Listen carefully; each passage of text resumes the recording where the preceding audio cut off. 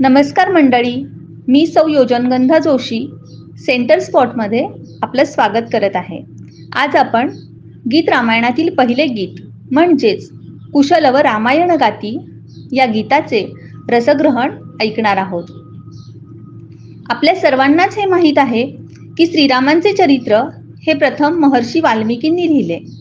श्रीरामांचे प्रत्यक्ष अंश असलेले त्यांचे 2 पुत्र लव आणि कुश हे वाल्मिकींचे शिष्य. त्या 2 तेजस्वी मुलांना महर्षींनी रामचरित्र म्हणजेच रामायण शिकवलं. श्रीरामांच्या अयोध्या नगरीमध्ये आता अश्वमेध यज्ञ सुरू आहे. त्यासाठी सर्व नगरजन, ऋषीमुनी तसेच अनेक मान्यवर उपस्थित आहेत. महर्षींनी आपल्या या 2 गुणी शिष्यांना अयोध्येत जाऊन श्रीरामचरित्राचे गायन करण्याची आज्ञा केलेली आहे. गुरूंची आज्ञा प्रमाण मानून हे 2 छोटे कोवळे सुकुमार बालक हातामध्ये छोटीशी वीणा घेऊन तापसी वेशामध्ये अयोध्येत आलेले आहेत. अयोध्येचे वैभव, तिची संपन्नता पाहून ही बालमने सर्व काही विसरून अवाक होऊन सर्व न्याहाळत आहेत. यज्ञ मंडपात गेल्यावर प्रभू रामचंद्रांच्या शेजारी पत्नी म्हणून सीतेची मूर्ती पाहिल्यावर त्यांना आपल्या आईची आठवण येते. कारण ती मूर्ती अगदी हुबेहूब त्यांच्या आईसारखीच असते. त्यांच्या बालमनामध्ये असंख्य प्रश्न निर्माण होतात. या प्रश्नांची चलबिचल मनात चालू असतानाच श्रीरामांची आणि त्यांची भेट होते. श्रीरामांचे तेजस्वी रूप पाहून स्वतः दैदिप्यमान असलेली ही मुले दिपून जातात. ते श्रीरामांना वंदन करतात आणि सांगतात की ते महर्षी वाल्मिकींचे शिष्य आहेत आणि ते श्रीरामांचे चरित्र गायन करणार आहेत. हे ऐकल्यावर सर्वांना अतिशय आनंद झालेला आहे. श्रीरामांचे पावन चरित्र ऐकण्यास सर्वजण आतुर झालेले आहेत. आपल्या कानांमध्ये प्राण ओतून श्रोते रामचरित्र ऐकण्यास सज्ज झालेले आहेत आणि निवेदक सांगत आहे की स्वये श्रीराम प्रभू ऐकती, स्वये श्रीराम प्रभू ऐकती, कुशलव रामायण गाती, कुशलव रामायण गाती. कुमार दोघे एक वयाचे, कुमार दोघे एक वयाचे, सजीव पुतळे रघुरायांचे. पुत्र सांगती चरित पित्याचे, ज्योतीने तेजाची आरती, कुशलव रामायण गाती, कुशलव रामायण गाती.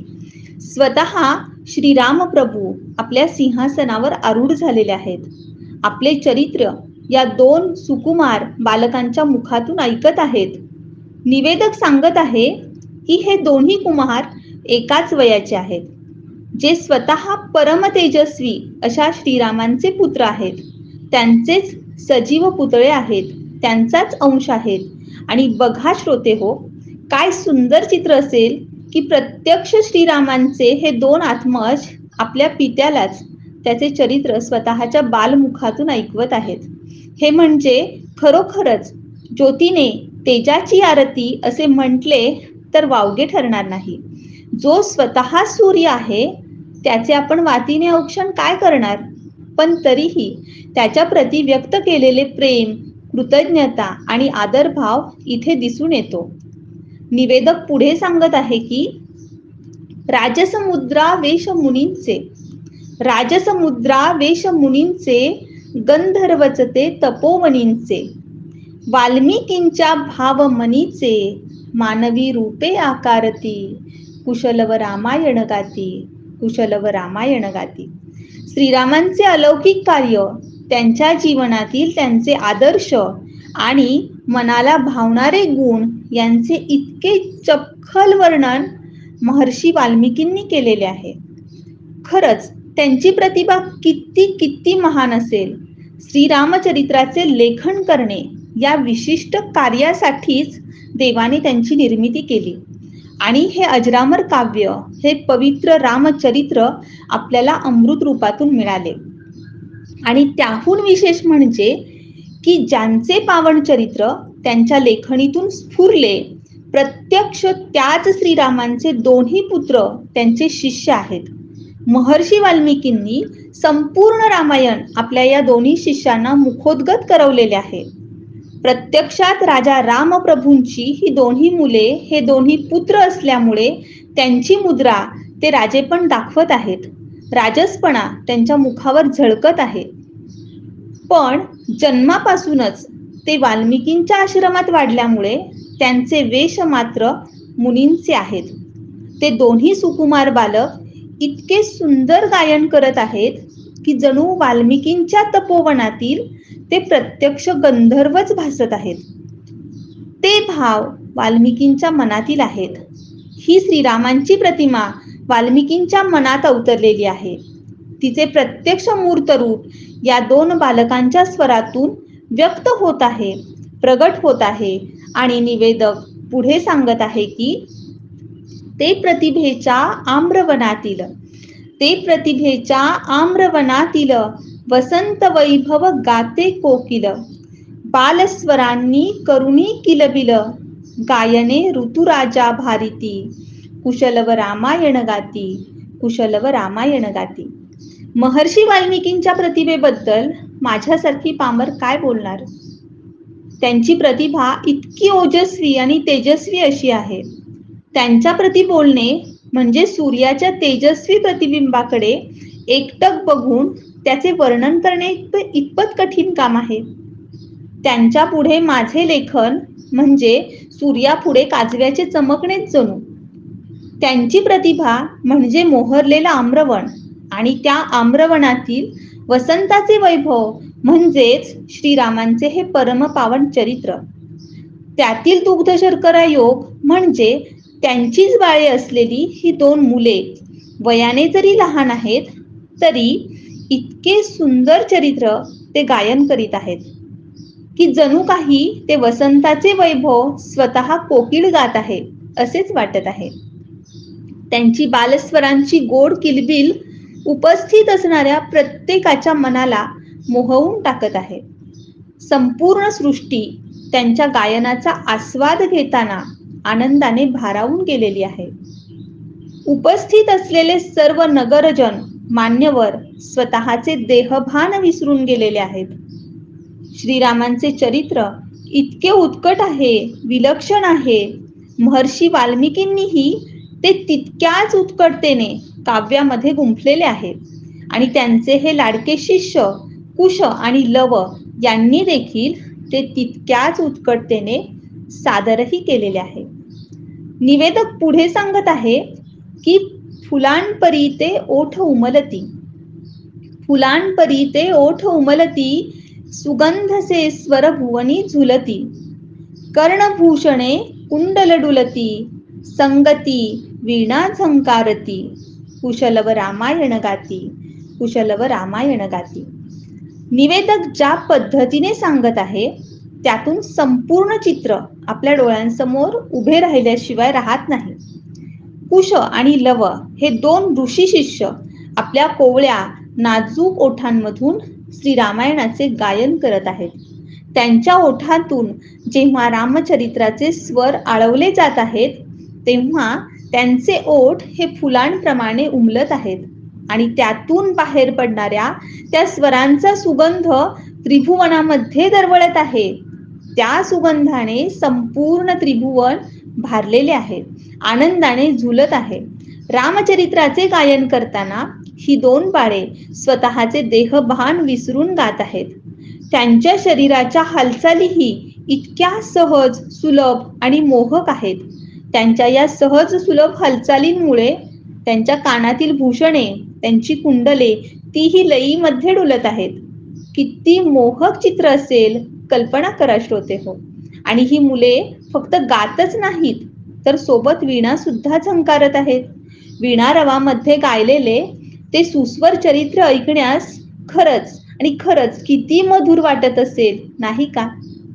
निवेदक आपल्या रसाळ वाणीतून पुढे सांगत आहे की 7 स्वरांच्या स्वर्गामधुनी 9 रसांच्या 9 स्वरधुनी, 7 स्वरांच्या स्वर्गामधुनी 9 रसांच्या 9 स्वरधुनी, यज्ञमंडपी आल्या उतरुनी, संगमी श्रोते जननाहती, कुशलव रामायण गाती, कुशलव रामायण गाती.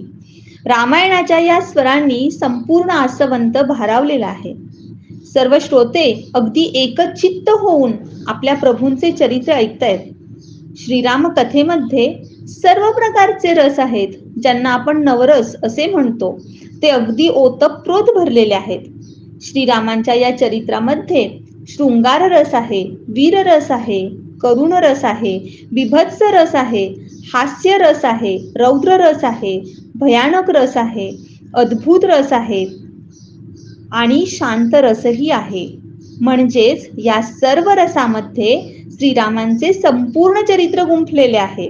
रामायणातील प्रत्येक ओळ, प्रत्येक गीत वाल्मिकींनी लिहिलेली असो वा गदिमांनी लिहिलेली, प्रत्येक ओळीमध्ये, प्रत्येक गीतामध्ये कोणता ना कोणता रस अगदी काठोकाठ भरलेला आहे.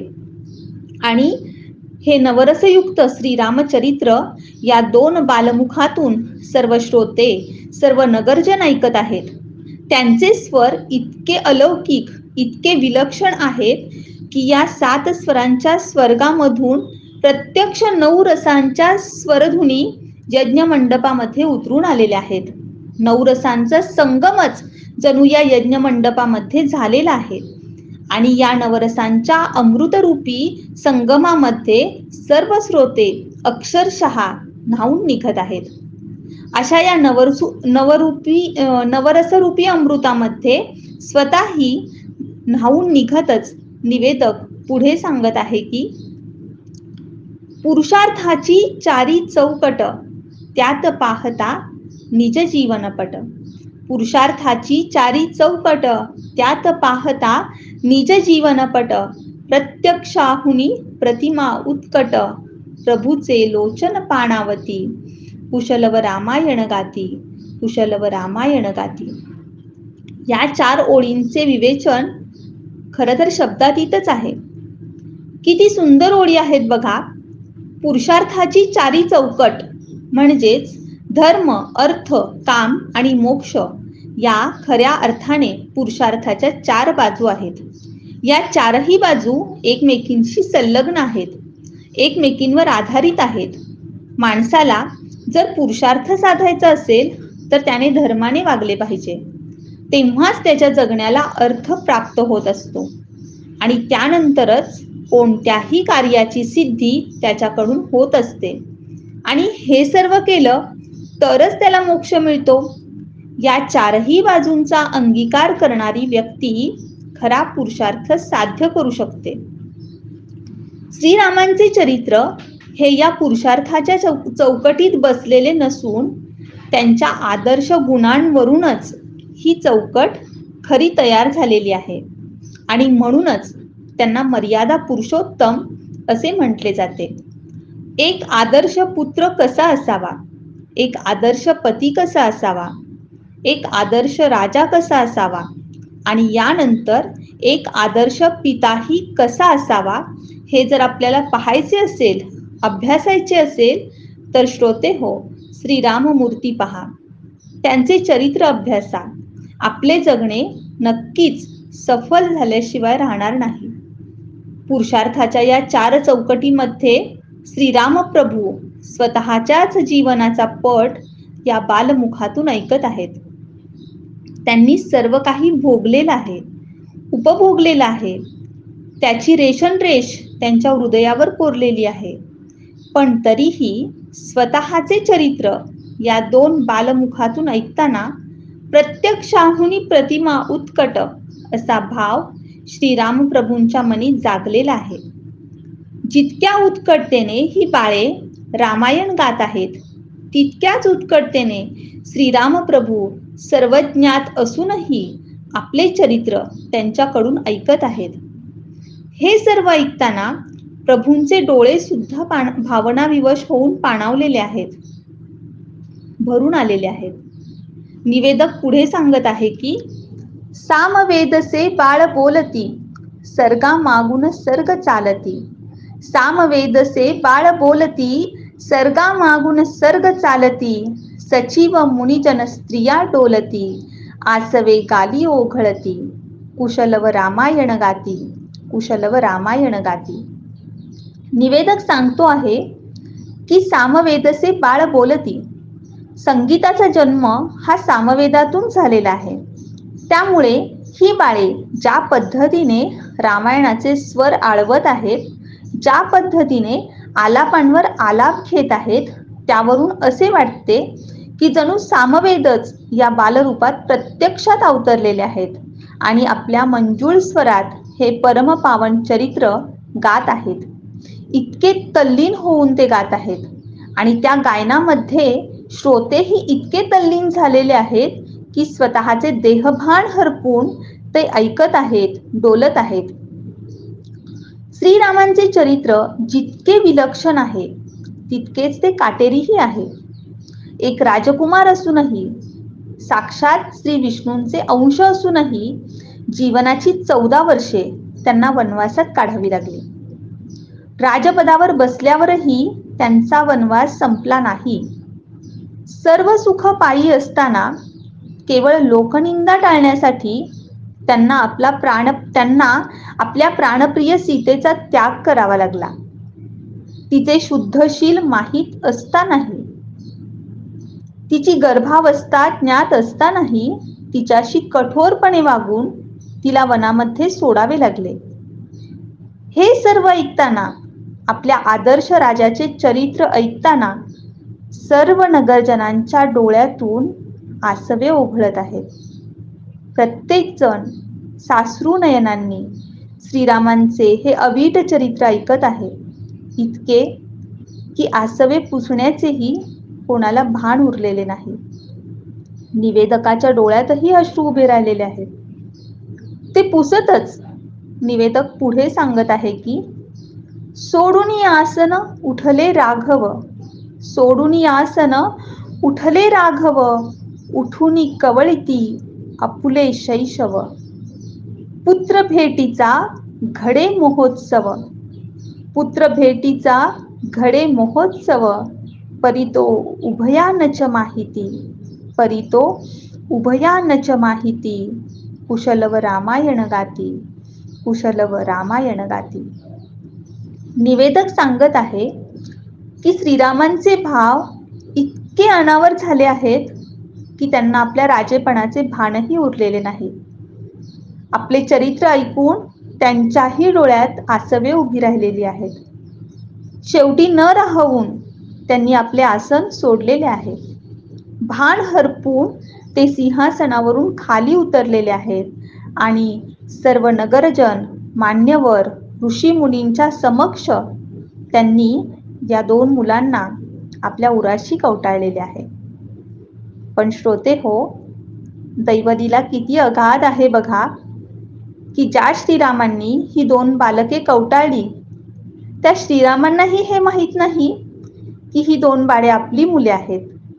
आणि या 2 बालकांनाही हे माहीत नाही की ज्या श्रीरामांच्या समोर आपण त्यांचे अख्खे चरित्र गायले, ते साक्षात आपलेच पिता आहेत.